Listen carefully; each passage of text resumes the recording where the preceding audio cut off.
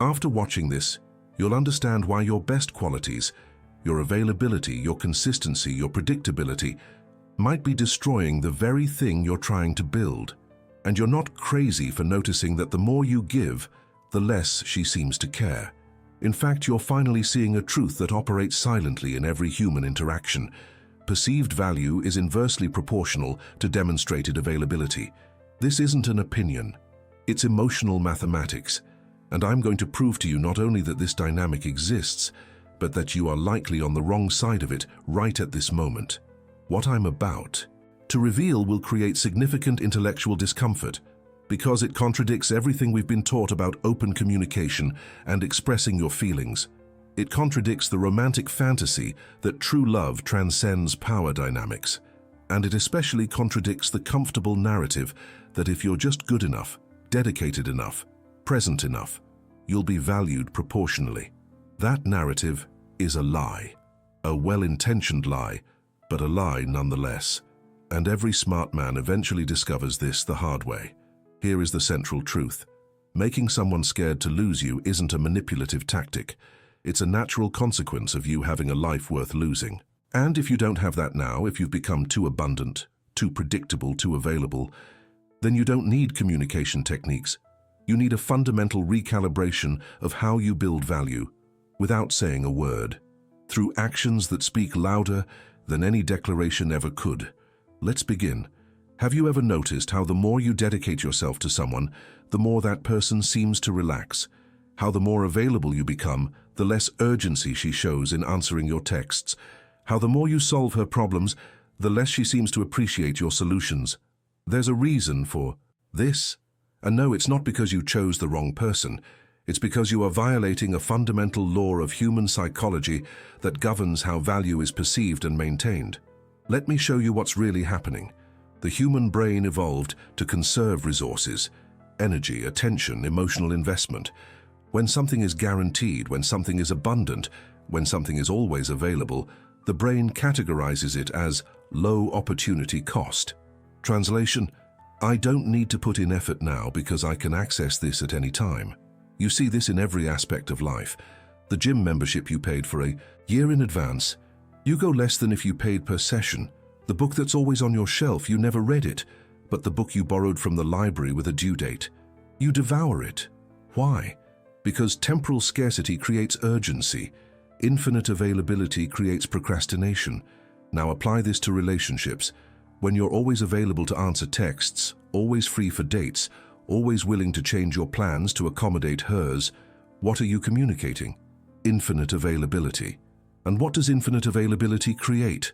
Emotional procrastination. I can answer later. He'll be there.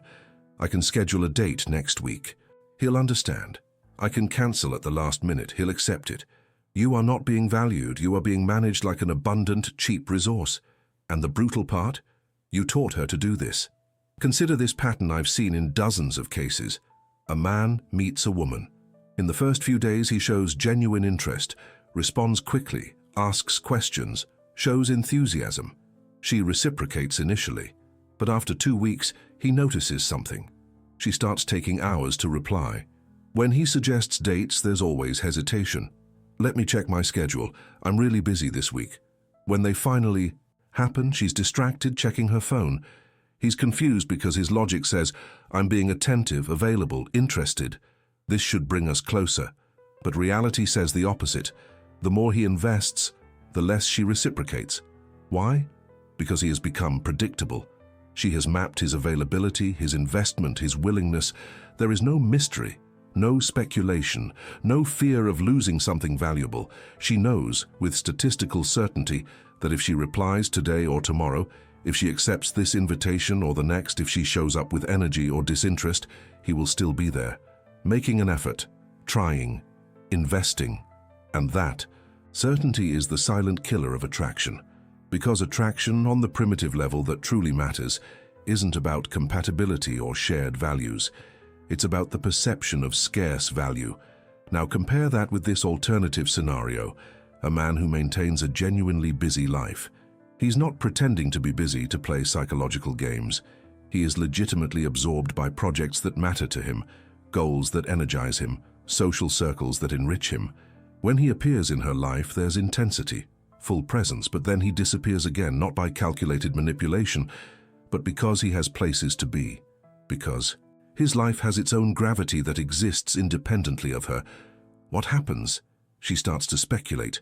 Where is he? What is he doing? Why hasn't he reached out yet? Is he losing interest? Is there someone else? And here is the powerful reversal. She is thinking about you more than you are thinking about her. This speculation creates mental investment. Mental investment creates perceived value, and perceived value creates pursuit behavior.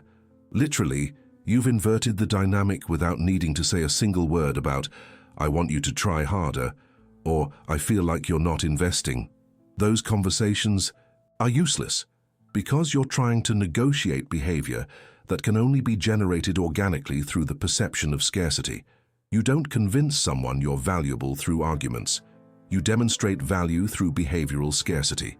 Let me deepen this with an economic metaphor that makes it crystal clear. Imagine two companies offering personal development consulting. Company A answers calls immediately, replies to emails in minutes, has an open schedule for any time, accepts any client. Company B takes days to reply, has a months-long waiting list, a very limited schedule, and is extremely selective about which clients it accepts. Assuming equivalent quality of service, and this is critical, the quality is identical, which company do you instinctively perceive as more valuable? The answer is obvious. Company B. Why? Because high demand communicates high value.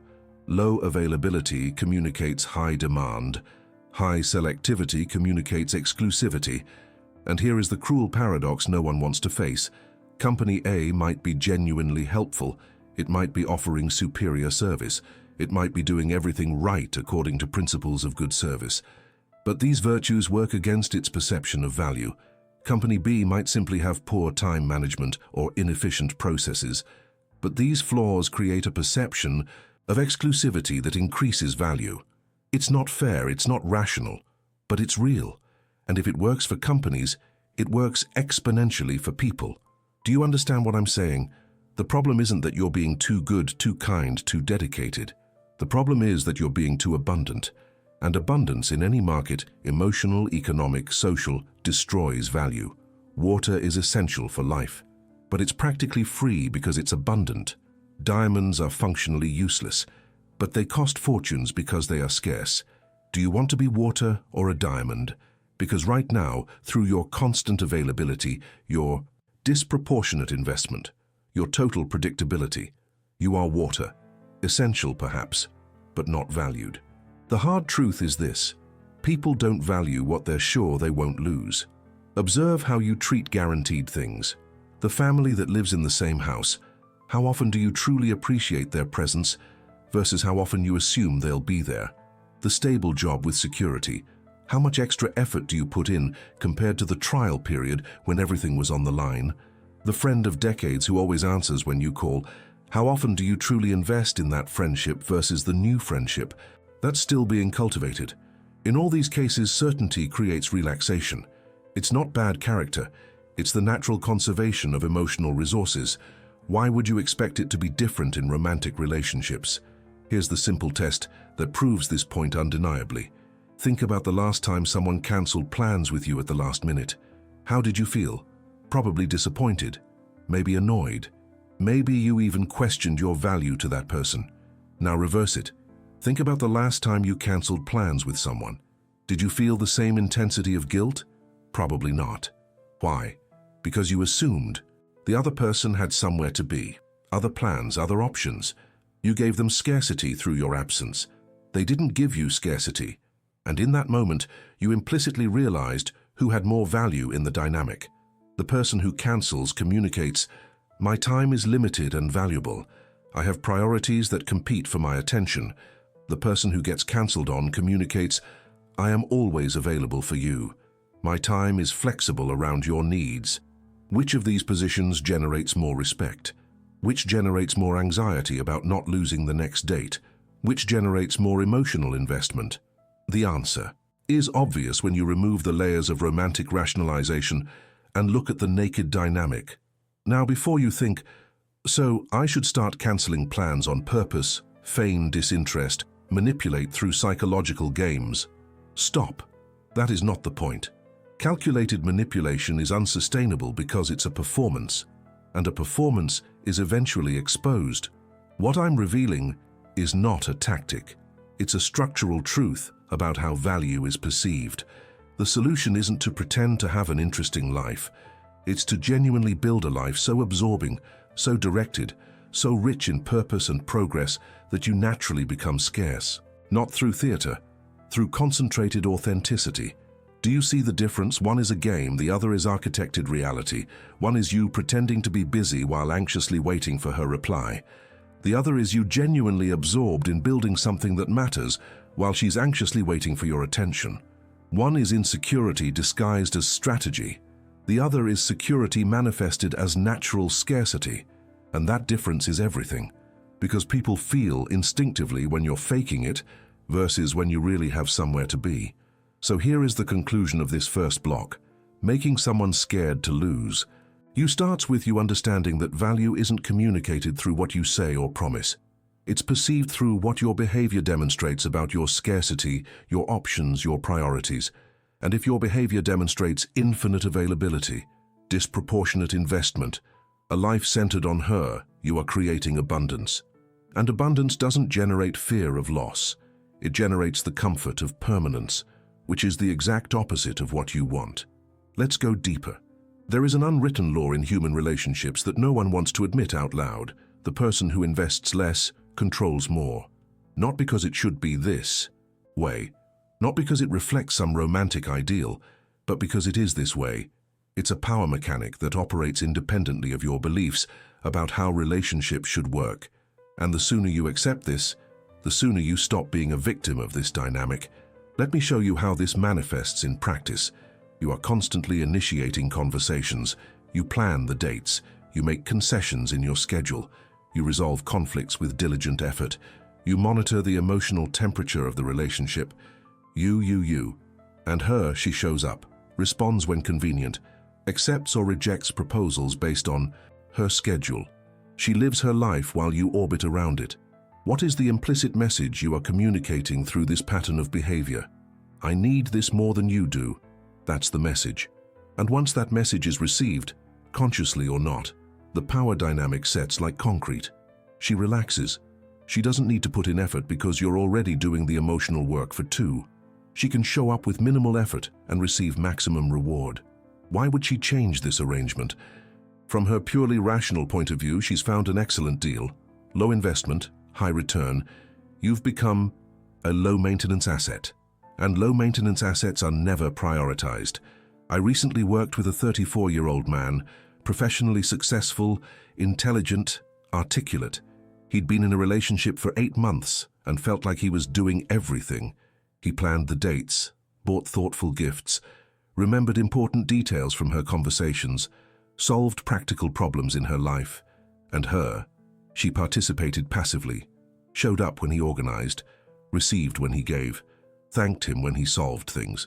But she never initiated anything, never invested anything, never created anything. He was frustrated and confused. I do everything right. Why does it seem like she doesn't care as much as I do? The answer I gave him is the same one I'm giving you, because you are signaling through your disproportionate investment that the relationship is more important to you than it is to her. And that perception creates an invisible hierarchy. You are in a position of need. She is in a position of provision. And in any transaction, whoever needs less has more power. This isn't theory, it's basic negotiation mechanics applied to emotional dynamics. Now comes the immediate temptation when you realize this pattern, to confront it verbally. I'm doing everything. You're not trying hard enough. I need you to invest more. You feel like this direct communication will solve the problem. After all, we're adults. We can talk, express needs, negotiate changes. Right? Wrong. This confrontation not only fails to solve the problem, it worsens the situation exponentially. Why? Because you've just revealed your hand completely. You've made it explicit that you perceive the investment inequality, which confirms for her that she can continue investing less because you are monitoring, measuring, caring too much. You've validated that the relationship has asymmetric value. It's worth more to you than to her. And now, she knows this consciously. Before, it was an implicit dynamic. Now it's explicit information she can use, consciously or not, to calibrate the minimum necessary investment to keep you engaged. The effective strategy is not verbal, it's behavioral. It's silently recalibrating your investment to mirror hers, not as passive-aggressive punishment, not as a manipulative game of "I'll teach you a lesson," but as basic self-respect and conservation of emotional energy. When you stop being the engine that moves the relationship, one of two things inevitably happens. Either the relationship dies, which reveals that it only existed because of your unilateral effort, and was destined to fail anyway, or she wakes up. She realizes something has changed. She feels your absence where there used to be constant presence, and that perception creates something words could never create: productive discomfort, a genuine fear of loss. Let's delve deeper into the psychology of this. When you were overinvesting, you were creating a paradoxical situation. The more you gave, the less she valued what she received. Why? Because value isn't determined by absolute quality. It's determined by perceived cost. If something comes to you without effort, without cost, without investment on your part, the brain automatically categorizes it as low value, regardless of its actual quality. You could be offering incredible experiences, deep emotional support, genuine partnership. But if she didn't have to work to get it, if there was no acquisition cost, if there was no risk of losing it, the perception of value remains low. Now invert it. When you recalibrate and reduce your investment to her level, she suddenly realizes she needs to do something to maintain your interest. There's a cost now. There's a risk of losing access. There's a need for investment on her part. And paradoxically, this cost increases the perceived value of everything that comes from you. Your attention, once guaranteed and abundant, is now scarce and conditional. Your time, once flexible and accommodating, is now limited and competed for. Your emotional energy, once generously distributed, is now selectively allocated. You haven't changed the quality of what you offer. You've changed the perception of cost, and that change transforms everything. Consider this dynamic I've witnessed repeatedly. A man decides to stop initiating every conversation. He just stops. He doesn't announce it. He doesn't make a dramatic declaration. He simply responds when she initiates, but no longer initiates himself. What happens in the first few days? Nothing. She doesn't even notice because she's busy with her life. But then gradually, something starts to bother her. An absence where there used to be presence. She checks her phone several times to see if there's a message from you. There isn't. She checks social media to see if you've posted anything you haven't. She starts to speculate. Is he okay? Did he lose interest? Is he busy? Did he meet someone? This speculation is uncomfortable, and to eliminate the discomfort, she does something she rarely did before. She initiates contact, sends a text, asks a question, shows interest, and when you reply, not immediately but eventually, with the same casual timing she used to use, something shifts in the dynamic. She realizes, perhaps not consciously, that her access to you is no longer guaranteed, that your attention needs to be earned, not assumed, that you have a life, interests, priorities that exist independently of her, and that perception does something profound. It transforms you from an abundant resource into a scarce one. Here is the brutal truth that needs to be said. Most men fail in relationships not because they are bad, insufficient, or deficient. They fail because they are too abundant. They invest too much, they are too available. They care too much, too visibly. And this excess of investment devalues everything they offer.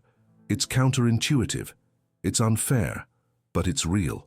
The man who holds back, who maintains mystery, who distributes attention selectively, who demonstrates he has places to be and things to do, that man creates scarcity. And scarcity generates value. And value generates investment from the other side. Now you might be thinking, but this seems cold, calculating. That's not how love should work. And you're right. That's not how love should work in an ideal world where all participants invest equally, value reciprocity, and operate in good faith. But we don't live in that world. We live in a world where power dynamics, value perception, and the conservation of emotional resources are real. Ignoring these dynamics because you'd prefer they didn't exist doesn't make you more evolved. It makes you ill-equipped. It makes you vulnerable. It makes you the guy investing in a losing stock while wondering why he's not getting a return. The inversion you need to understand is this: the man who genuinely isn't afraid of losing someone is the man she is most afraid of losing. Read that again because it's counterintuitive, but absolutely true. When you demonstrate, not through words but through a consistent behavioral pattern, that your happiness exists independently of her, that your peace doesn't depend on her presence, that your identity is anchored in something deeper than romantic validation, you become irreplaceable precisely because you are not trying to be irreplaceable. You are already whole, and wholeness is the rarest commodity in the modern relationship market. Most people are desperately looking for someone to fill a void, validate insecurities, solve existential loneliness. When you show up not looking for anything, not needing validation, not trying to fill absences, just offering an optional addition to your already satisfying life, you completely invert the power dynamic. Because you're not operating from a position of need, you're operating from a position of choice. And choice is power, need is weakness. Especially need that is visible and demonstrated through constant overinvestment. So here is the lesson from this block. Control in relationships doesn't come from who loves more or who cares more. It comes from who needs less visibly. And needing less doesn't mean feeling less or caring less internally. It means not demonstrating dependency through disproportionate investment, constant availability, and behavior that communicates, "My life revolves around you." When you recalibrate your investment, maintain your priorities, and distribute attention based on demonstrated reciprocity, you're not playing games, you're practicing basic self-respect. And self-respect is the foundation of all sustainable attraction. Let's explore how this manifests in practice. There's something that kills attraction more efficiently than any betrayal, any conflict, any incompatibility: total predictability. When someone has you completely figured out, knows exactly how you'll react, what you'll say, when you'll be available, how much you'll tolerate, you cease to be interesting. You become part of the furniture, functional, reliable perhaps, but not exciting, not desired, not valued beyond the practical utility you offer. Let me show you how this death occurs in slow motion. Phase 1. Novelty. In the first few dates, there's uncertainty. She doesn't know how you'll respond. She doesn't know your boundaries. She doesn't know your priorities. This uncertainty creates mental speculation. What does he think? What does he want? How does he feel about me? Speculation creates cognitive investment. Cognitive investment creates interest, and interest creates approach behavior from her. She wants to find out, to decipher, to understand. You are an intriguing puzzle. Phase 2. Familiarization. Over time, you interact more. And this is where most men make the fatal mistake. They open up completely. They share every thought, every feeling, every reaction. They always answer texts immediately.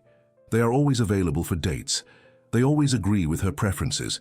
They always solve her problems. They always prioritize her needs. In essence, they become completely transparent, completely predictable, completely mapped out, and what was a mystery becomes an instruction manual. Phase 3. Devaluation. Now she knows everything, how you'll react to any situation, that you'll always be available, that you'll always prioritize her, that you'll always forgive, that you'll always accept. There is no more speculation. No more cognitive investment, no more need to decipher because the code has already been broken, and you've gone from being an intriguing puzzle to a completely read book. She can leave you on the shelf because she knows exactly where you are and that you'll be there when she wants to pick you up again. I worked with a case that illustrates this perfectly. A 29-year-old man in a 1-year relationship. In the first few months, she was intensely interested, initiated contact frequently, asked questions about his life, wanted to know his opinions, sought out time together. But gradually, that changed. She started responding with less enthusiasm, cancelled plans more often, showed less curiosity about what he was doing. He couldn't understand. "I haven't changed. I still treat her well. Why has she changed?" The answer I gave him: "You haven't changed. That is exactly the problem. She has completely deciphered you. She knows you'll always be there, that you'll always accept her behavior, that you'll always forgive when she messes up, that you'll always put in effort when she relaxes. You've become predictable, and predictability is the silent killer of attraction, because attraction on a visceral level isn't about stability and reliability, it's about stimulation and uncertainty. I'm not saying you should be unstable or unreliable. I'm saying you shouldn't be completely transparent and eternally available. Here's the uncomfortable truth. People are evolutionarily programmed to value scarce and unpredictable resources more than abundant and predictable ones. Why? Because in our ancestral past, predictable resources could be taken for granted. You plant wheat, it grows predictably. Unpredictable resources required constant attention. You hunt, the animal may or may not be there. So the brain developed mechanisms to value more what requires a continuous investment of attention, because neglecting it means loss. And that neural circuit still operates today, including in relationships. When you are completely predictable, you are the wheat. Planted, guaranteed, always there when she comes back from the field. When you maintain elements of unpredictability, not through manipulation but by having a genuinely dynamic life, you are the hunt. Potentially available but never guaranteed. And the hunt demands constant attention because neglecting it means losing the opportunity. Do you see how this metaphor applies? You don't want to be predictable agriculture. You want to be the hunt that requires continuous effort to maintain, not because you're running away, but because you are moving, regardless of whether she is tracking you or not. Let's break down the specific elements that create deadly predictability. First, constant response availability. When you always reply to texts immediately, you establish an expectation. Your response time becomes a given. She knows that no matter when she texts, you'll reply quickly. This certainty eliminates any urgency or anxiety on her part. Compare that to someone who replies when they reply, sometimes fast, sometimes slow, with no discernible pattern. This unpredictability keeps the other person in a state of mild attention. When will he reply? Did he see my message? Is he busy? This speculation is mental investment, and mental investment is sustained interest. Second, total schedule flexibility. When you are always available for dates at her convenience, always change your plans to accommodate hers, always prioritize her needs. You communicate that you have nothing more important going on in your life. Your life is orbital around hers, and orbits aren't attractive, centers of gravity are. You want to be the center around which things orbit, not the thing in orbit. This doesn't mean being inflexible or unaccommodating. It means genuinely having other priorities that sometimes conflict with your availability for her. Work that absorbs you, projects that energize you, social commitments that you honor. When she feels she needs to fit into your schedule instead of your schedule automatically molding around hers, the dynamic fundamentally changes. Third, completely predictable reactions. When she knows exactly how you will react to any of her behaviors, that you'll accept it when she cancels, that you'll forgive when she fails, that you'll keep investing when she relaxes, she has a complete map of your boundaries. And knowing someone's boundaries completely means knowing exactly how far you can go without consequences. This creates a situation where she can consistently operate on the minimum necessary investment because she knows you will tolerate, accept, and remain present anyway. Her behavior has no risk of loss associated with it, therefore it doesn't need to change. Compare this with someone whose reactions aren't fully mapped. Sometimes he accepts, sometimes he doesn't. Sometimes he tolerates, sometimes he sets a firm boundary. Sometimes he's present, sometimes he's focused on something else. This unpredictability of response keeps the other person in a state of constant calibration. Was that too far? Will he accept this? Do I need to try harder? This uncertainty generates more careful, more attentive, more invested behavior, because there is a real risk of losing access if the unmapped boundaries are crossed. Here's a concrete example. Two men deal with the same situation. She cancels plans at the last minute. Man A says, okay, no problem. We can reschedule whenever's good for you. Man B says, I get that things come up, but I'm going to use this free time that opened up for something else. So let's see when our schedules align again. Which response communicates higher self-worth? Which creates a sense of a missed opportunity? Which maintains unpredictability about future availability? Man B isn't punishing. He's not being passive-aggressive. He is simply communicating that his time has value and an alternative allocation. And that communication changes everything. Now, the predictable objection. But this feels like playing games. Healthy relationships are based on open communication and reliable predictability. Partially correct. Healthy relationships are based on trust and communication, but sustainable attraction requires an element of mystery and unpredictability. These are not contradictory. You can be reliable in the sense of being honest, having integrity, being consistent in your values, and still maintain unpredictability in the sense of having a dynamic life, genuine priorities, and boundaries that aren't infinitely flexible. One is about character, the other is about autonomy. Both are necessary. The woman who is scared to lose you is the woman who doesn't have you completely figured out, not because you're hiding who you are, but because you are continually growing, evolving, developing. There are always new aspects to discover because you are genuinely developing as a person. There's always unpredictability in your availability because you have a rich life. That creates variable time allocation. There's always uncertainty in your reactions because you have genuine boundaries that are not infinitely flexible. This combination, continuous growth, plus busy life, plus real boundaries, creates a natural unpredictability that maintains interest. Think about that friend you see rarely but who always has interesting stories when you meet. Why? Because between meetings, he's living, experiencing, growing. He's not constantly available, so when he is, there's accumulated substance to share. Now compare that with the friend you see every day. When you ask how he is, the answer is predictable. Nothing new. Why? Because constant availability dilutes the density of experience. There's no time to accumulate novelty because you're constantly present in his day-to-day life. Apply this to romantic relationships. When you're constantly available, constantly sharing every thought and experience in real time, constantly present in her life, you eliminate the accumulation of novelty. Every meeting becomes routine because there was no time between meetings for you to live interesting things separately.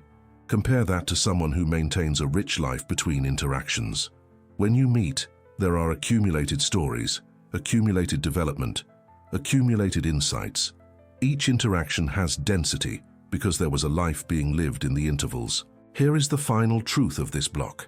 Total predictability is not a virtue in romantic relationships. It's complacency disguised as reliability. You don't want to be the partner she is absolutely sure will always be there regardless of how she treats you.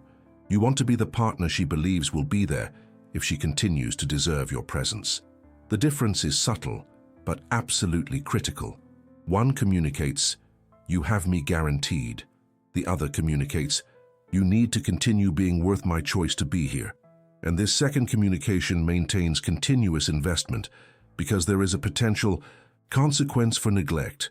There is a real risk of loss, and risk of loss maintains attention. Attention maintains valuation. Valuation maintains investment. It's a virtuous cycle that only works when you are not completely predictable and eternally guaranteed. Every smart man eventually reaches this moment of clarity. He realizes he's investing disproportionately, he's being completely predictable, he's operating from a position of need, while she operates from a position of choice. And when this realization hits, there's an immediate temptation to make a dramatic correction, to confront her verbally, to set ultimatums, to explain in detail how the dynamic is unfair and needs to change. This approach always fails. Always. Why? Because you are trying to negotiate behavior that can only be generated organically through a change in your actions, not your words.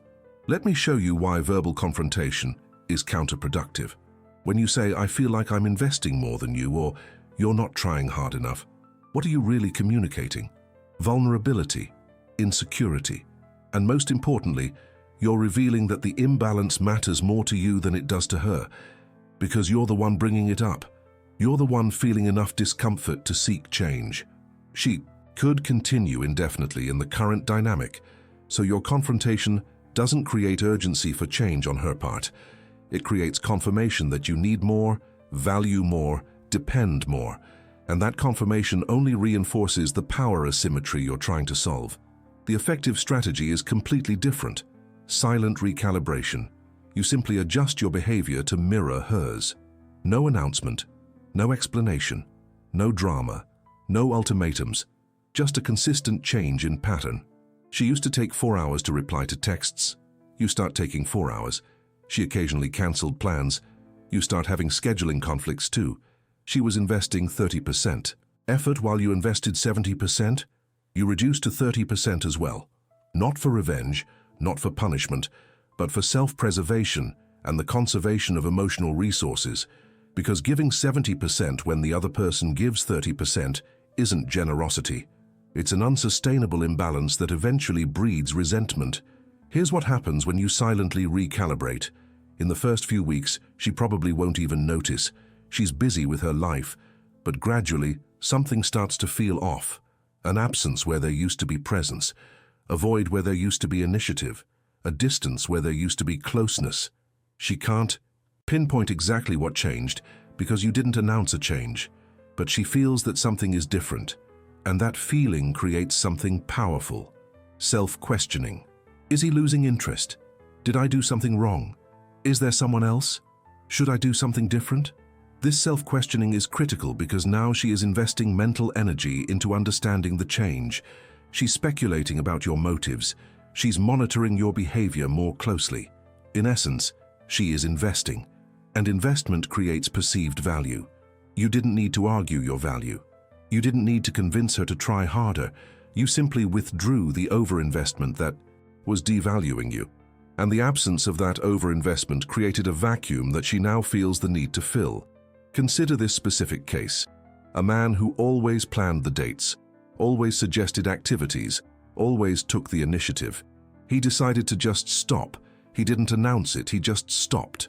The first week she didn't initiate anything. He held firm. Second week, silence. He held firm. Third week, she sent a text. Is everything okay? You've been kind of distant. He replied naturally, everything's great, just busy with real projects. Fourth week, for the first time in months, she suggested a specific date, planned the details, made an effort. Why? Because she realized her access was no longer guaranteed, that if she didn't take initiative, there would be no interaction. And the possibility of loss created an urgency to invest. This works because humans are fundamentally reactive to changes in the emotional environment. When you were over-investing, she got used to it. That became the baseline. When you recalibrate, there's a deviation from the baseline. And deviations trigger alert systems in the brain. Something has changed. I need to pay attention. I need to understand. I need to act. This state of alert is where genuine investment happens. Because she's trying to restore the status quo that benefited her, but now, to restore it, she needs to invest. And once she starts investing, once she starts making an effort, something profound psychologically occurs. She starts to value it more because she's investing more. There's a documented phenomenon in psychology called effort justification. When humans invest effort to obtain something, they automatically value it more than if it had come without effort. Classic example. Fraternities with difficult initiation rituals create more loyal members than fraternities that accept anyone easily. Why? Because the effort to get in justifies in the person's mind that it must be worth a lot. I worked so hard to get this, so it must be valuable. When you were over-investing and she was investing nothing, she had no effort justification. When you recalibrate and she has to start investing, she creates her own effort justification. And that justification increases the value she perceives in you. Now, the crucial part. This recalibration has to be genuine, not a performance. You're not pretending to be busy while anxiously waiting for her reply. You are genuinely busy building a life that matters to you. You're not artificially delaying replies while constantly checking your phone. You are naturally less focused on her because you are focused on other priorities. You're not canceling plans for revenge. You are having legitimate scheduling conflicts because your life has expanded. The difference between genuine and performance is everything. Performance is insecurity in disguise. Genuine is security made manifest. Let me give you an example of what this looks like in practice. You decide to seriously invest in a professional project you've always postponed. Start that side hustle. Learn that skill, write that book, build that portfolio. You allocate real time to it. 2 hours every night. Saturday mornings. This isn't a performance to impress her. It's a genuine investment in yourself. But the consequence is that you have less availability, less time for long conversations on WhatsApp, less flexibility for spontaneous dates, less emotional energy to solve her dramas, not because you're punishing her, but because you are legitimately absorbed in building something. And this genuine absorption creates natural scarcity, a scarcity she feels, and feels as a potential loss. Or you decide to rebuild a social life that has been neglected. You reconnect with friends, accept invitations you've been declining, participate in activities that energize you, the gym, sports, hobbies, community. Again, it's not a performance. It's a genuine reconstruction of a balanced life. But the consequence is that you have less emotional need for her. You are getting validation, connection, fun from multiple sources. She ceases to be your sole source. And when you don't need someone as your sole source of emotional satisfaction, you automatically become less dependent, less needy, less predictable in your availability. And this genuine independence is infinitely more attractive than dependency disguised as devotion. Here is the truth. No one wants to say out loud, the best antidote to disproportionate emotional investment in someone is to have options. Not necessarily romantic options, but options in life, projects that absorb you, people who value you, activities that energize you, goals that direct you. When you have options, you don't need to tolerate mediocre treatment because you genuinely have somewhere else to invest your energy. And this posture isn't aggressive or confrontational. It's simply a natural reallocation of resources to areas of higher return. You're not doing it for her. You're doing it because it makes sense for you. And she feels that authenticity, and she responds to it. Now comes the interesting part. When you genuinely recalibrate, one of two things inevitably happens. Possibility. 1. She increases her investment to match. She realizes she's losing access. She starts making efforts she never made before, initiates conversations, plans dates, shows genuine interest. She invests. And if this happens, you discover there was potential for a balanced relationship. It was just being sabotaged by your overinvestment that allowed for her underinvestment. Possibility 2. She doesn't change a thing. She continues at the same low level of investment, and the relationship naturally dissolves because your disproportionate effort is no longer artificially keeping it alive. And if this happens, you discover the relationship never had a sustainable foundation. It existed only on your unilateral strength. In either case, you win. In the first, you gain a balanced relationship where both invest. In the second, you gain freedom from a situation that was draining you without reciprocity. The only situation where you lose is the one you're living now. Investing disproportionately while receiving underinvestment, creating dependency on her while she creates independence from you, becoming predictable while she remains unpredictable. That is a losing position. And the only way out is silent behavioral recalibration. Here is the final test. Imagine that tomorrow you get an incredible job offer in another city, or a 6-month project opportunity that requires total dedication, or any situation that would demand a significant reduction in your availability for the relationship. What would be your first reaction? If it's anxiety about how she will react, fear that the relationship won't survive, worry about losing her, you already know you're in a position of dependence. If it's excitement about the opportunity, confidence that a healthy relationship survives and even thrives with both people having rich lives, tranquility, that if it doesn't survive, it wasn't sustainable anyway. You are in a position of autonomy, and only autonomy creates a genuine fear of loss on the other side. So here is the conclusion of this block. Making someone scared to lose you is not about verbal tactics, dramatic ultimatums, or manipulative games.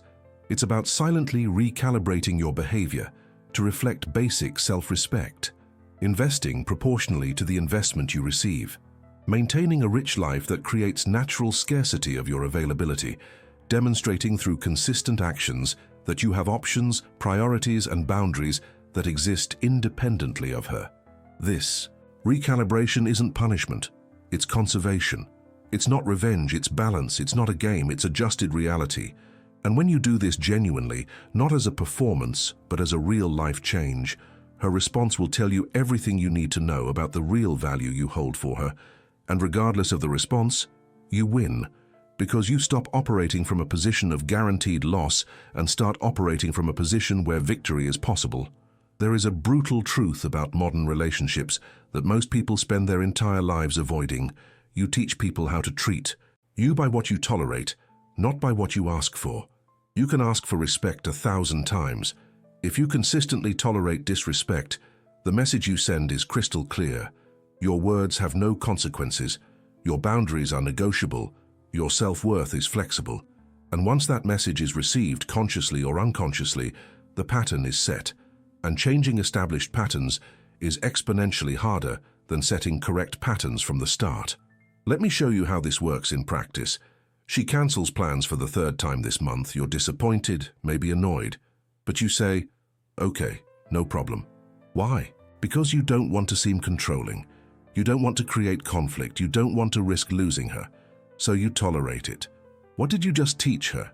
That canceling plans has no cost. It can happen again because there's no consequence. The next week she does it again. You tolerate it again, pattern established. Now 6 months later you finally explode. You cancel everything. You don't respect me. I need this to change. And she's genuinely confused. But you always said it was fine. And she's right, you did say it was fine repeatedly, through your actions. Of continuing to invest, continuing to accept, continuing to be available, you communicated that it was fine. Your words now, 6 months late, are inconsistent with the behavioral pattern you established. So she doesn't take them seriously.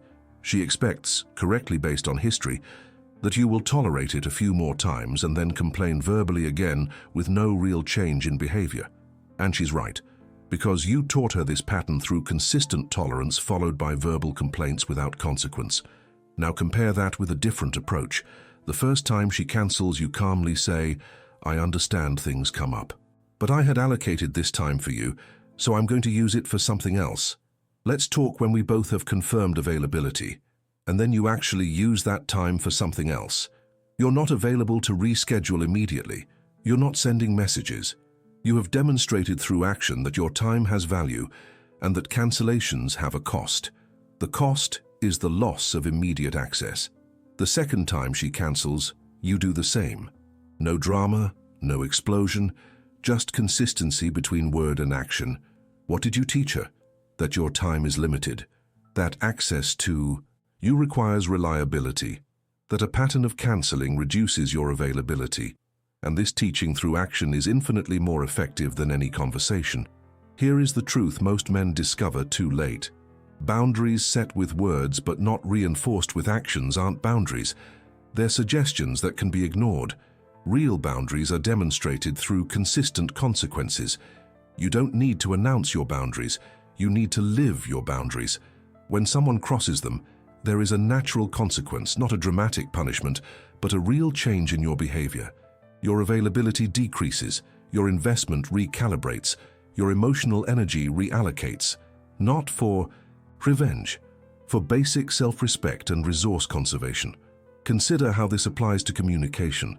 She has developed a pattern of taking hours or days to reply to your texts. You express that it bothers you. She says she'll do better. She doesn't.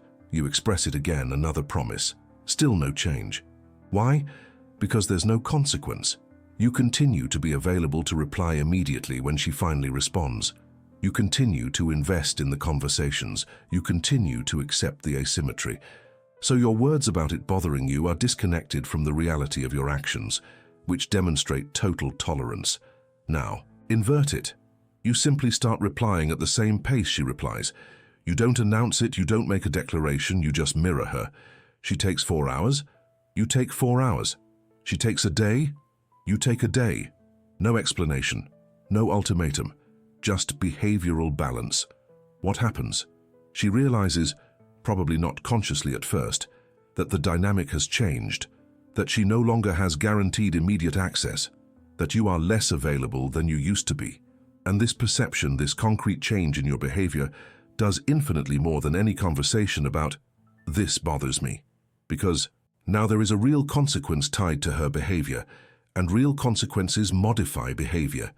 Conversations without consequences do not. Here is another critical dimension.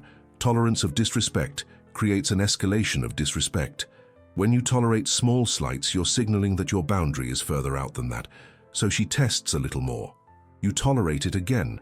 The signaled boundary is even further. She tests more. It's a gradual process of erosion. You don't wake up one day with a completely disrespectful partner. You get there through 1,000 small tolerances that gradually move the line of acceptability further and further from your real values. And when you finally try to re-establish a boundary at the original spot, there's massive resistance. Because from her perspective, you're moving the goalposts, when in reality, you're just trying to return to where they should have been from the start. I worked with a man who illustrated this perfectly. When he met his partner, she would occasionally make slightly sarcastic comments about him in front of friends. He didn't like it but said nothing because it's not a big deal. 6 months later, the comments were more frequent and more cutting. He mentioned he didn't like it. She laughed, said he was being too sensitive. He let it go. A year later, she regularly belittled him in social contexts, made jokes about him being lazy, incompetent, unambitious. He finally confronted her seriously. She got defensive. You never cared before. Why is this a problem now? And technically, she was right. He tolerated and tolerated and tolerated until the behavior was normalized. Trying to set a boundary only at the end is like trying to stop a train that has already gained momentum. The correct approach, the first time she made a slightly disrespectful comment, he could have simply become visibly uncomfortable, not responded with humor, not laughed along, maybe just gotten serious and changed the subject. The second time, he could have calmly said in private, "I don't like it when you make comments like that about me." No drama, no accusation, just a clear statement. If she continued, consequence. When she does it in a social context, he removes himself, goes to the bathroom, moves to another conversation, demonstrates through action that this has a cost. The cost is his presence and attention. Pattern established. Disrespect results in the withdrawal of presence. This pattern, established early, prevents escalation. Established late, it requires undoing months or years of normalization. Here is the fundamental psychological truth. Behavior that is rewarded continues. Behavior that is punished diminishes. Behavior that has no consequence at all persists at the same level. When she cancels and you remain available and invested, you are rewarding cancellation. When she takes a long time to reply and you reply instantly, you are rewarding a lack of reciprocity. When she shows disinterest and you compensate with doubled interest, you are rewarding disinterest.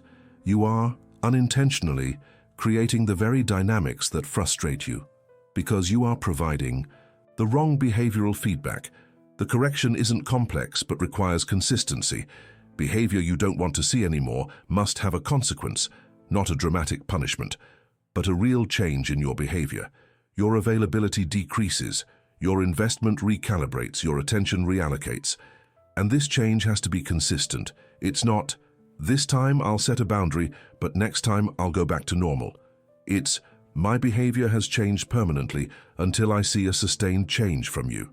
Consistency is critical because inconsistency just creates confusion and teaches that your boundaries aren't real. Consider this common situation. She's constantly on her phone during dates. You've mentioned a few times that it bothers you, nothing changes. Ineffective approach, keep mentioning it verbally while tolerating it behaviorally. Effective approach, the next time she spends a date on her phone, you stand up and calmly say, "You're obviously busy, so I'll give you your space. Let me know when you have your full attention for a date." And you leave. Not with anger, not with drama. Just a clear consequence linked to behavior. What did you teach her? That your presence requires reciprocity of attention. That you will not sit and compete with Instagram for her attention. That dates have a standard that needs to be maintained for them to happen. Now she might react in several ways. She might get angry. "You're being ridiculous." Or she might finally wake up. "You're right, I was being rude." But regardless of the immediate emotional reaction, you have established a behavioral standard. And if she wants access to your physical presence, she needs to meet that standard. The next date, One of two things happens. Either she is attentive and present, the established standard worked, or she repeats the behavior and you repeat the consequence. The established standard is being reinforced. Eventually, either the behavior changes or the dates stop. In either case, you win, because you are no longer tolerating treatment that diminishes you. Here is the final reality that needs to be confronted. Some people will only treat you well when there's a real risk of losing you. And this reveals something fundamental about their character and about the value you hold for them. If someone only invests when you threaten to leave, only respects when you set a firm boundary, only appreciates when you withdraw availability, that person never genuinely valued you. They valued convenient access to you. And when you remove the convenience, either she changes and demonstrates real value, or the relationship reveals its weak foundation. And both outcomes are informative and valuable. The man who is genuinely valued doesn't need to constantly set and reset boundaries, because the other person respects him naturally without needing repeated consequences. She invests because she wants to invest, not because she's afraid of losing access. She treats him well because she recognizes his value, not because she was conditioned through consequences, but to get to that point, to find or create that kind of relationship, you first need to stop tolerating the opposite. You need to demonstrate through consistent actions that you have standards. And standards, by definition, exclude people who don't meet them. And being willing to exclude is a prerequisite for attracting those worth including. So here is the brutal lesson of this block. You cannot negotiate respect through words. You cannot argue someone into valuing you. You cannot explain someone into investing in you. These things only come from you demonstrating standards through consistent actions that have real consequences when violated. And that means being willing to lose people who don't meet your standards, being willing to have fewer connections if it means higher quality connections, being willing to be temporarily alone rather than permanently in mediocre company. Because the alternative, tolerating disrespect, accepting minimal investment, being constantly available for someone who is occasionally interested, is not a relationship. It's you being a convenient resource in someone's life. And convenient resources are never valued, never generate fear of loss, never create genuine investment. They are simply used until they're depleted or replaced, and you deserve more than that. Here's the truth that ties everything we've discussed together. You can't fake having an interesting life. You can't perform scarcity sustainably. You can't artificially create value through techniques and tactics, because anything built on a false foundation eventually collapses. The only way to genuinely make someone scared to lose you is to have a life worth losing. And building that life isn't about impressing her. It's about you becoming a version of yourself that you respect, regardless of any relationship. When you reach that point, when you genuinely have a life rich in purpose, progress, passion, and people, scarcity happens naturally, not as a strategy, as a consequence. Let me break this down into specific elements. First, work that absorbs you. Not work you tolerate to pay the bills. Work that energizes, challenges, and develops you. A professional project that consumes you in the best possible way. When you are genuinely absorbed in building something that matters to you, a business, a career, a skill, a portfolio, an impact, you naturally have less mental and temporal availability for a relationship. This isn't neglect. It's healthy prioritization. And this prioritization creates a scarcity of your time and attention that cannot be faked. Because when she sees you genuinely excited about professional progress, when she realizes you have an intrinsic motivation for excellence, when she feels you're building something independent of her, it creates a productive anxiety. Where do I fit into this? Does he need me, or am I just an addition? Second, a body you train consistently, not to impress anyone, to feel physical power, discipline, and measurable progress. When you allocate 5-6 hours a week to serious training, that's time you are not available. But more importantly, it's a tangible demonstration that you invest in yourself, that you have standards for your body, that you are not satisfied with mediocrity, and improved physicality communicates something primitive and powerful. Options increase in proportion to physical attractiveness. She doesn't know how many options you have, but she knows that if you keep improving physically, you will have more. And that perception creates an urgency to secure her position before the competition increases. Third, a social circle that enriches you. Not just superficial contacts, real friendships that challenge you, support you, make you laugh, expose you to new ideas. When you allocate time for a rich social life, dinners with friends, interesting events, communities sharing interests, you demonstrate that you don't need her as your sole source of human connection. You have a robust social life that would exist with or without her. And when she sees pictures of you at events where she wasn't, when she realizes you have an active social circle, when she notices you have weekend plans that don't automatically include her, it creates speculation. Who are these people? Are there other women? Is he having more fun without me? Fourth, hobbies that you're passionate about. Something you do purely for intrinsic pleasure. Music, art, sports, writing, anything where you enter a state of flow and time disappears. When you have a genuine passion for something beyond the relationship, you demonstrate emotional complexity and autonomy of satisfaction. You don't need her to be happy because you have multiple sources of fulfillment. And this emotional independence is paradoxically what creates her emotional dependence, because people are drawn to those who don't need them. It's counterintuitive but absolutely true. Neediness repels, autonomy attracts. Fifth, continuous development. Books you read, courses you take, skills you acquire. You are constantly evolving, expanding your capabilities, adding dimensions. When she perceives that you are always learning something new, always developing a new capacity, always expanding your knowledge, you become unpredictable in the best sense. She never has you completely figured out because you are continually changing, and this constant change maintains curiosity. What is he learning now? How is he changing? Who is he becoming? These questions maintain interest because you are a moving target, not a static one. Sixth, goals that direct you. Clear short, medium, and long-term goals. Plans you are systematically executing. A vision of where you want to be in 1, 3, 5 years. When you have a clear direction in life, you implicitly communicate that you are going somewhere.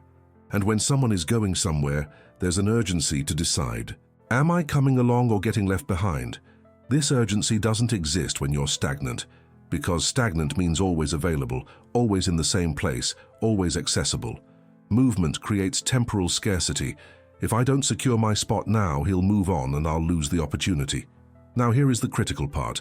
All these elements are not a checklist to impress women. They are components of a well-built life that generates satisfaction independent of external validation. When you build these areas genuinely, not as a performance but as real development, something fundamental changes. You stop needing a relationship to be happy. A relationship becomes an addition, not an essential, desirable, not necessary, and this shift from essential to additional completely transforms your energy. You are no longer seeking, needing, depending. You are offering an opportunity to participate in an already satisfying life, and that posture is magnetically attractive. Consider a man who exemplifies this. He works on a professional project that absorbs him. He trains 4 times a week. He has an active social circle, he plays the guitar, he reads voraciously. He has clear goals, his life is rich, busy, directed. When he meets a woman, he doesn't orbit around her. She fits into the gaps of an already full schedule. He isn't constantly available because he is legitimately busy. He doesn't need her to be happy because he already is happy. He offers participation in an interesting life, not an opportunity to fill an empty one. How does she respond? She works to secure access, because she realizes that if she doesn't invest, he will simply continue living his rich life without her. There is no threat, no ultimatum, just the reality. He is moving forward, whether she participates or not. Compare that with a man who hasn't built his own life. He works only to pay bills. He doesn't train. His social life is limited. No real hobbies, no directed goals. When he meets a woman, she becomes the center. He has an abundance of time and attention to give because he has no other competing priorities. He is constantly available because he has nowhere else to be. He needs her to fill a void because without her, there is a void. How does she respond? She relaxes because she knows he has nowhere to go. There is no urgency, no risk of loss. He is a guaranteed resource that can be accessed when convenient. Do you see the difference? One created scarcity through a genuinely rich life. The other created abundance through a life centered on her. And these two positions generate completely opposite behavioral responses. The first generates investment and fear of loss. The second generates complacency and certainty of permanence. And you can't fake the first one. You can't pretend to have a rich life while your life is empty. Because eventually she will want to participate, she will want to meet your friends, see your projects, understand your goals. And if there's no real substance, the facade collapses. So the question is not, how do I pretend to have an interesting life? The question is, how do I build a genuinely interesting life? And the answer requires brutal honesty. You identify the areas of your life that are stagnant. You admit where you've accepted mediocrity. You recognize that you've expected a relationship to fill voids that you need to fill through personal development. And then you start. Not tomorrow, today. Small, consistent steps. You sign up for the gym. You start the postponed project. You call a neglected friend. You buy the book. You write down the goals. One day at a time, you build a life that would be worth losing. And here is the beautiful inversion.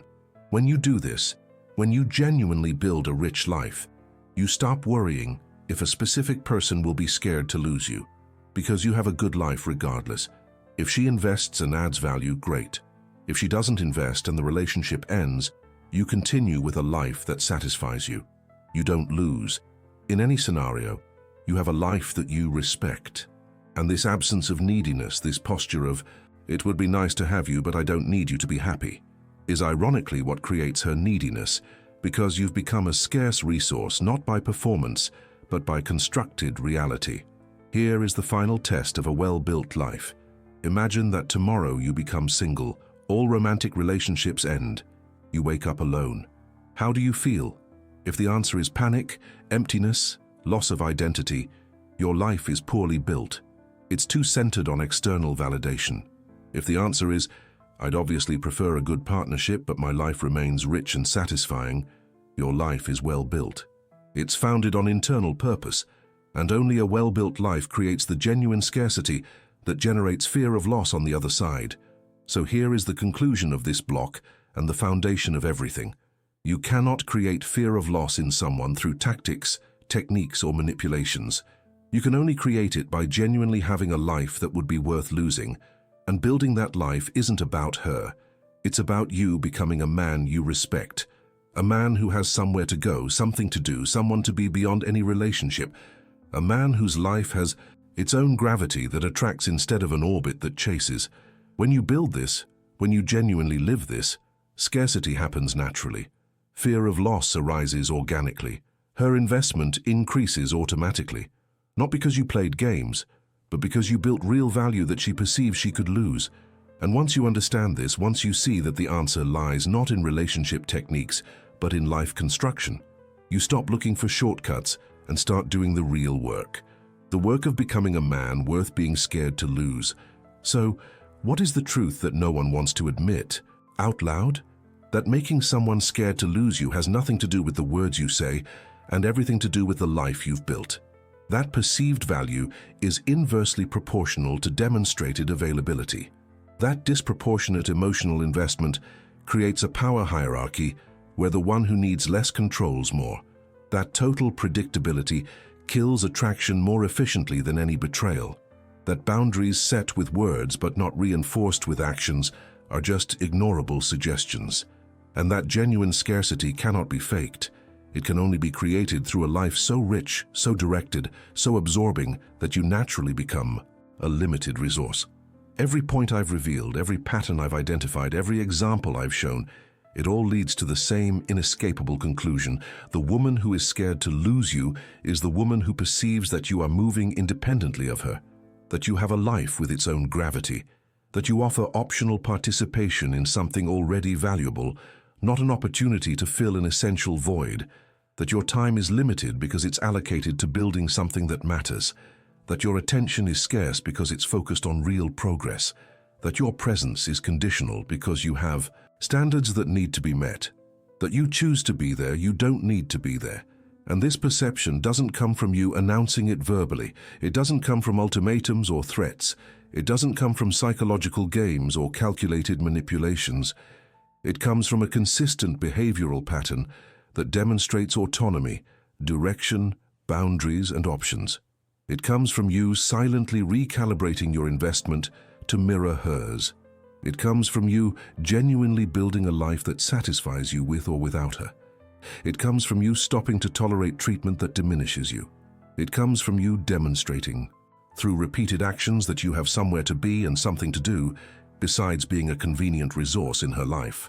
The final inversion you need to internalize: the man she is most afraid of losing is the man who is least afraid of losing her, because he has a solid foundation independent of a relationship, because he knows his happiness doesn't depend on her, because he has built a life worth losing, and therefore he has become a person worth losing. This is the emotional mathematics that governs sustainable attraction. It's not romantic, it's not idealized, but it's real. And ignoring reality because you prefer a fantasy doesn't protect you from the consequences of operating out of alignment with how human dynamics actually work. So here is the final challenge. Stop looking for techniques to make someone value you. Stop searching for shortcuts to create fear of loss. Stop trying to negotiate respect through conversations, and start doing the real work, the hard work, the unglamorous work of building a life worth living, independent of romantic validation. Invest in a career that absorbs you. Build a body that makes you proud. Cultivate a social circle that enriches you. Develop skills that you're passionate about. Set goals that direct you. And when you do this, when you genuinely build a rich and directed life, you will discover something liberating. You stop needing to make someone scared to lose you, because you have a good life either way. If she invests and adds value, excellent. If she doesn't invest and the relationship ends, you continue with a life that satisfies you. That is the truth. Simple, brutal, liberating. And once you see it, once you truly understand that the solution is not in changing her but in building you, everything changes. You stop operating from a position of need and start operating from a position of choice. You stop chasing and start attracting. You stop tolerating mediocrity and start demanding reciprocity. You stop being an abundant resource and become a scarce one, not by performance, by constructed reality. And when you reach that point, when you genuinely live this, you discover that making someone scared to lose you isn't the goal. It's a natural consequence of you becoming a person worth being scared to lose. This is the truth no one wants to say out loud, because it requires work, because it demands brutal honesty about where you are and where you need to get to, because it means stop blaming others and start building yourself. But it is the only truth that works, the only truth that creates real, sustainable change, the only truth that transforms you from a man who chases validation into a man who lives with purpose. And once you internalize this, once you truly live this, you will never again operate from a position of weakness in a relationship, because you have a strong life independent of any relationship. And genuine strength doesn't need to be announced. It just needs to exist. And when it exists, everyone around you feels it, including her, especially her.